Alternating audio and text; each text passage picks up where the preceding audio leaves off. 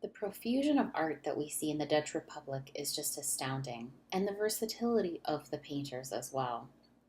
I remember seeing this painting at the Louvre and being drawn to its radical detail and texture and the busyness of the composition. It's easy to get overwhelmed in a museum the size of the Louvre, so it's amazing to me that I still remember this painting. Its beautiful symbolism and the amount of detail in every inch of the painting just blows a viewer away. The contrast here of life and death, time, and our own mortality brings to this piece more than just the visual element, the visual beauty and texture. It makes you stop and think about your own existence and what the meaning of life really is.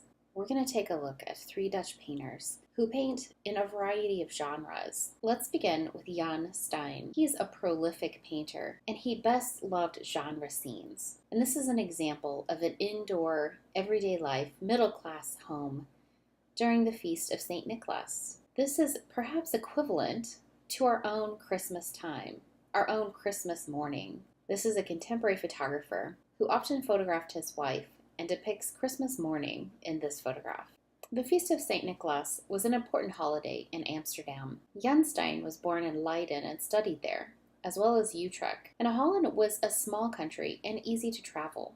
Hundreds of his paintings survive in a variety of subjects, but this one is just fun to look at. We perhaps first see the little girl that's in the center who clutches her doll and her sweets, and she's contrasted with the older boy who's crying. He'd left out his shoe for St. Nicholas, but all he has in it are birch twigs.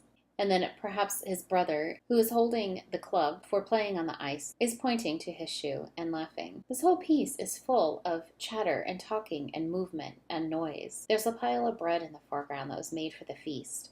And there's a father in the background who's pointing and talking to one of the other children, perhaps pointing at the chimney for when St. Nick will arrive. This is a beautiful indoor scene full of laughter, chaos, and life. Here we have another Vanitas Still Life, and this one is by Pieter Claesz. He lived in Haarlem.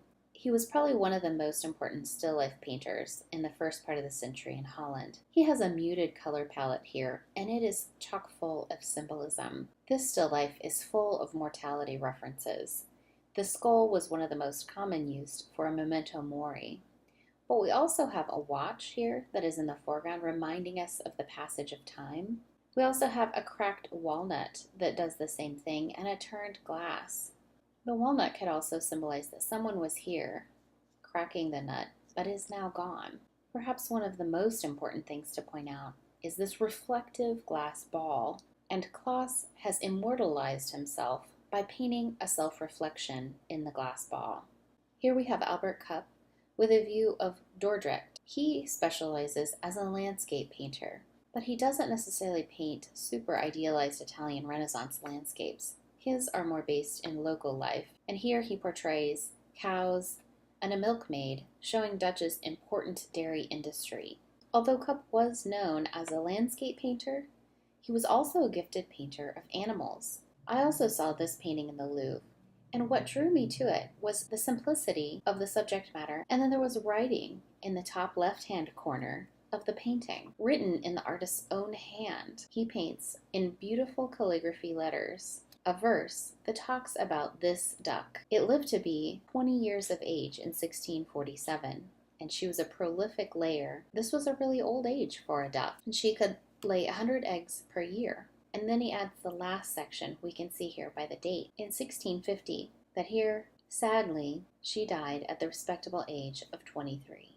So we see the versatility and abundance of variety of subject matters and genres in Northern Europe in this Protestant and Calvinist region.